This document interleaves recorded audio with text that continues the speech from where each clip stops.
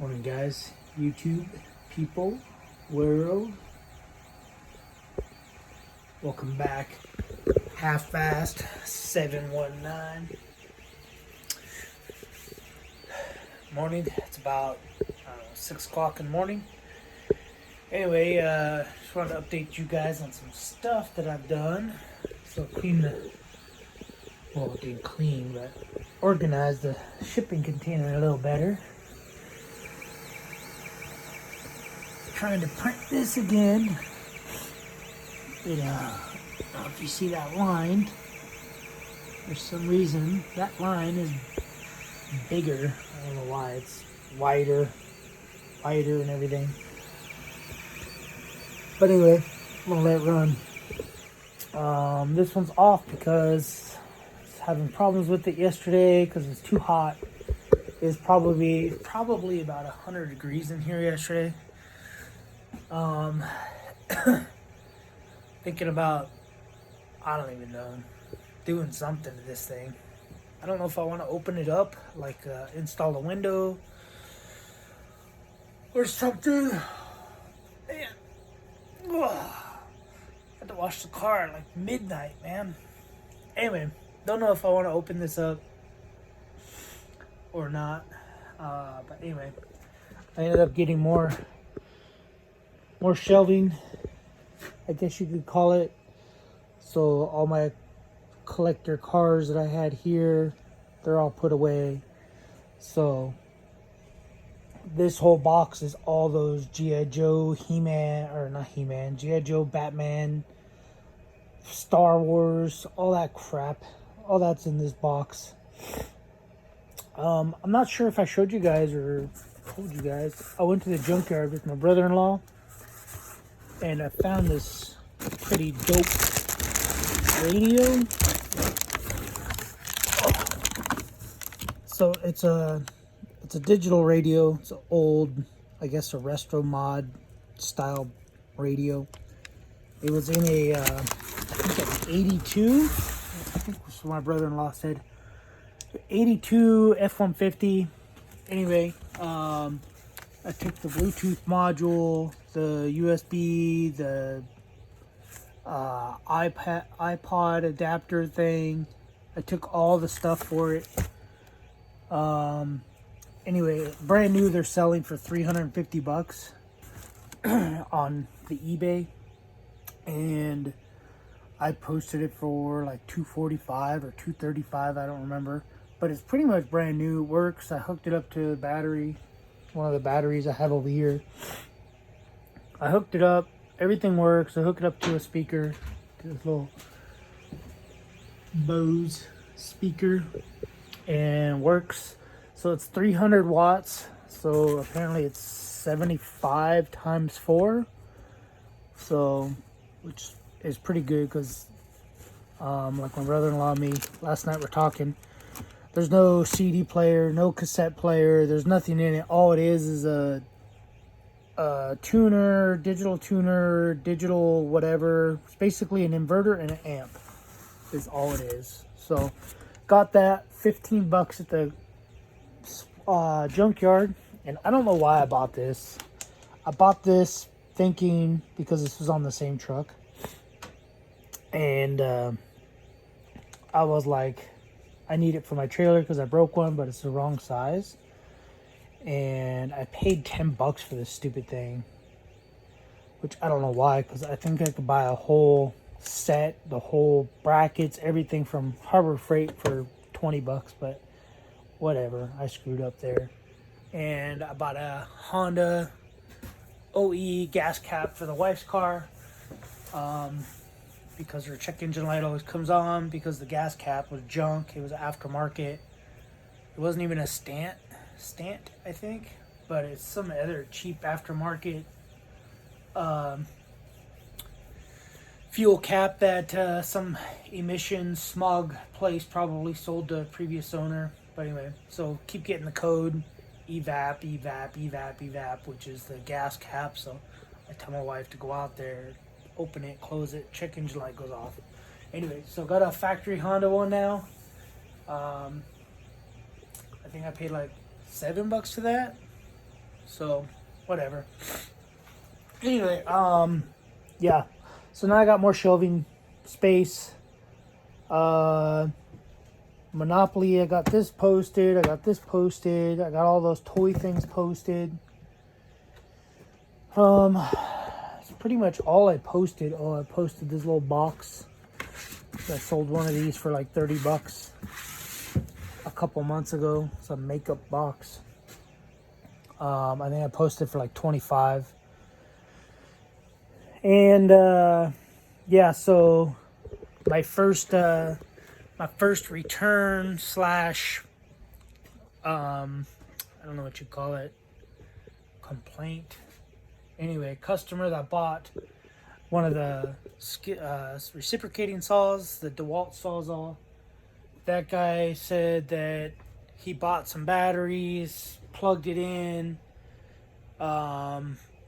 used it for about 30-40 minutes, and then it started smoking, catching on fire. Which I don't believe for that Sawzall. That Sawzall was an XR, I think is what they call it. XP, XR? The XRP. So these are the batteries that were for that whole kit. Yeah, anyway, so he just messaged me and he's like, hey, I want my money back. This thing started smoking. And I was like, okay, so send me the product back and then I'll give you your money back. And he said, no, I threw it away. And I said, well, maybe I could replace the brushes or something on it. He goes, nope, it's not, you can't fix it. Nobody I know that can fix it. Just give me my money back. And I said, well, start the process on eBay, ask for a refund. And the guy was a real jerk about it. Like, I'm trying to give the guy his money back for the part. So then, because I list everything as is, so like if I go to the swap meet and I buy a drill or Sawzall or a reciprocating saw and I bring it home and it doesn't work, guess what? It doesn't work. You know, you go to a yard sale, same thing. But anyway, who cares? So I go, he does whatever. I have it listed, no returns, especially electronic stuff. I don't want to do returns because, you know, it's electronics. The guy could have hooked it up to a car battery for all I know. He could have hooked it up to 120 volt, where, you know how people have they have those adapters now to convert your drill to a Milwaukee or to a Makita or to whatever battery. He could have done that. I don't know.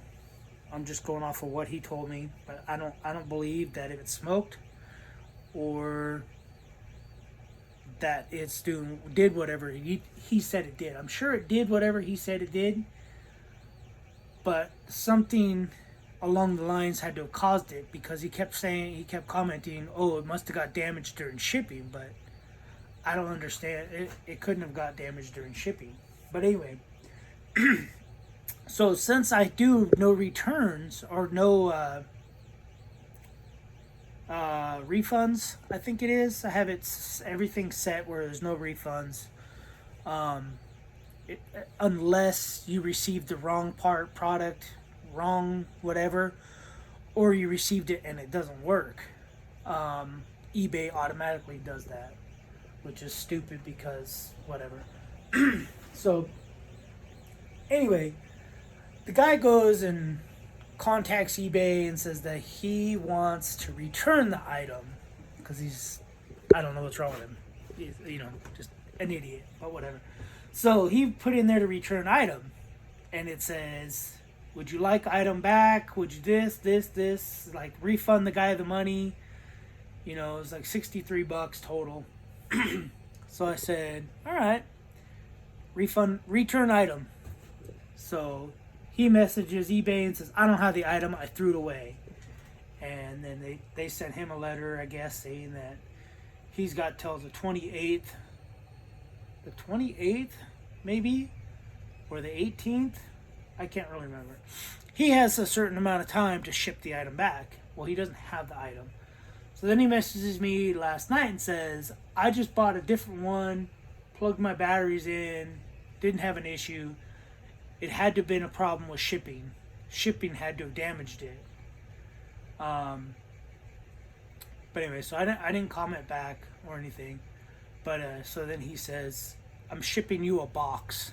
So I don't know. I don't know if that means it's an empty box. If it's a box, if he found it, I don't know. I don't know what that means, but I guess we'll see. We'll see how it turns out. If he ships me an empty box, then I'll just contact eBay and be like, "Hey, ship me an empty box." And of course, I'm gonna do a video of me opening the box, and if they need to see that video, they can see it on the YouTube, because I'll post them and give them a link. So anyway, you guys will find out about that in a couple weeks, maybe. I don't really know. But yeah, so I sold the Subaru ECM. Sold a Subaru one that I had from my old Subaru that I thought was an issue. Turned out being an O2 sensor, and a cheap O2 sensor, and another O2 sensor. But anyway, ended up selling that. Got it boxed up. Really not too much happening as far as sales. I'm getting a lot of people watching the items. But not a lot of people buying. So that's why I decided to come out here last night or yesterday and start organizing, cleaning the room up a little bit. If you guys, I don't know if you guys ever saw, but all this siding was all basically in the middle. And yeah, all my stuff was over here. I still got to go through all these toys. Basically, I stacked a bunch of stuff up here and put all my toys that are not for sale. Oh, I did package up all the Hot Wheels, and I put them back in here because honestly, I haven't had time to post them. I haven't had time to do anything, so yeah, I'm pretty much giving up on selling those, and I'm probably just going to end up selling what I have, what I keep finding around the house, in the barn, and just keep selling what I got. Like, I don't know, these things.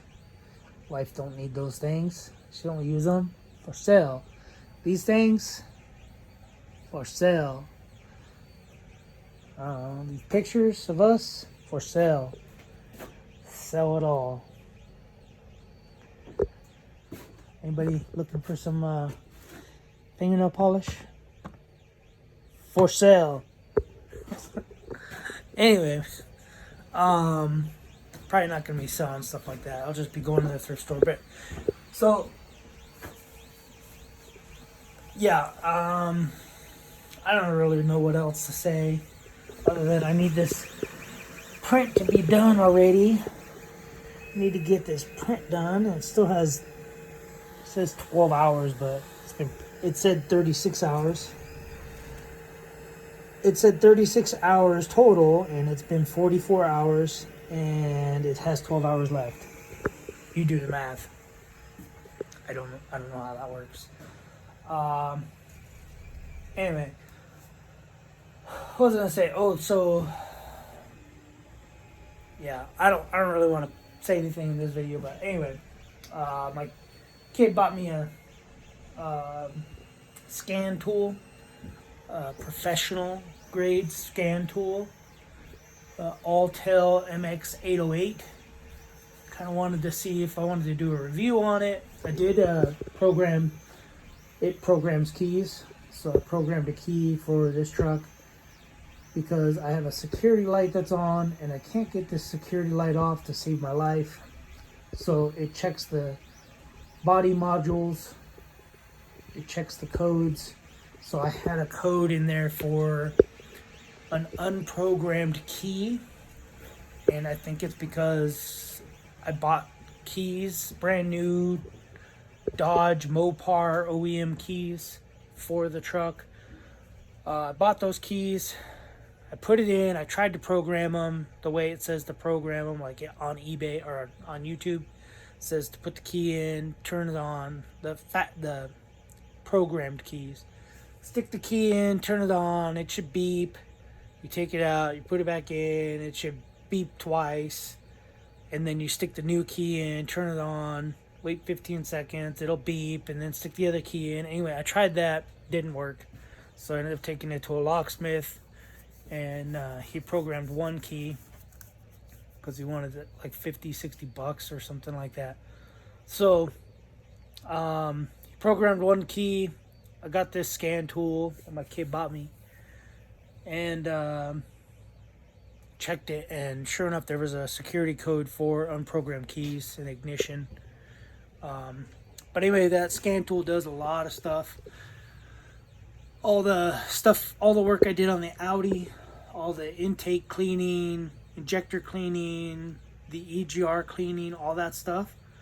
I cleaned all that stuff and never bothered to check the codes. And there was, I think, like 16 or 17 active codes for all that stuff.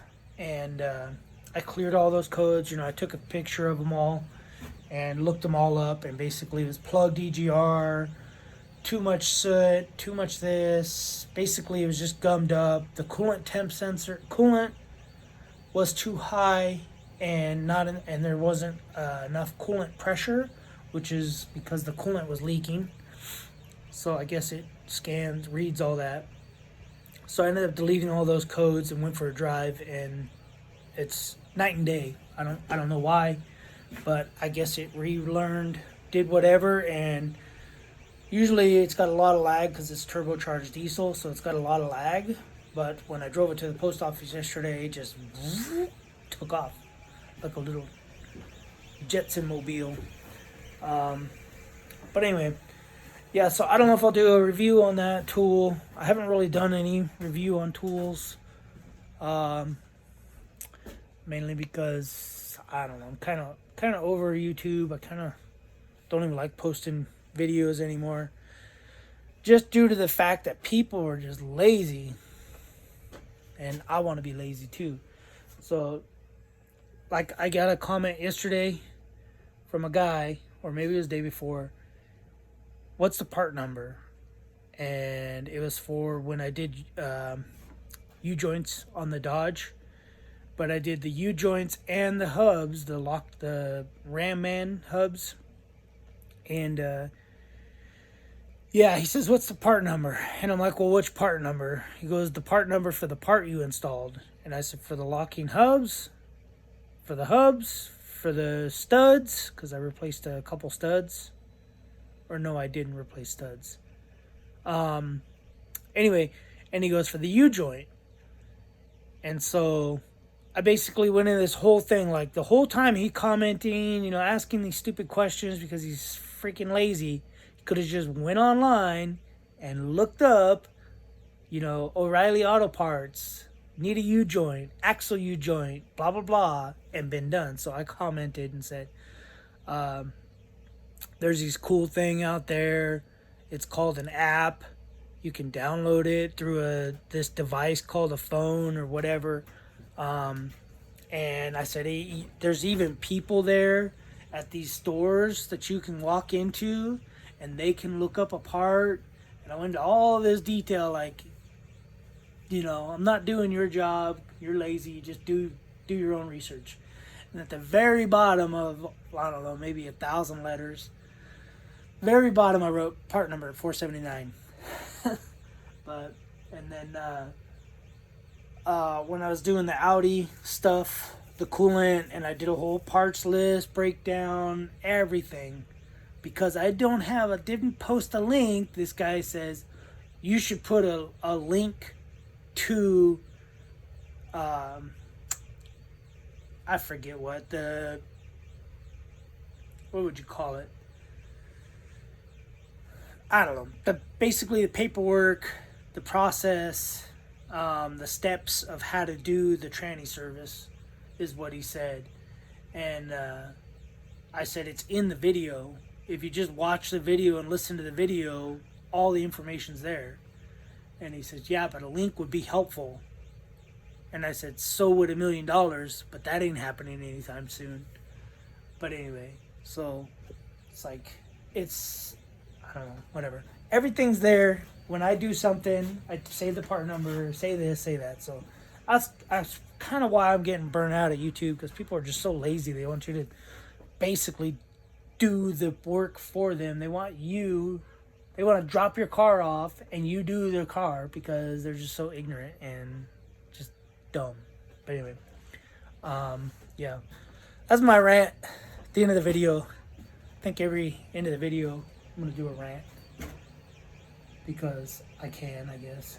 Alright guys, see you guys in the next video. Thanks for watching. Thanks for sticking in. Later.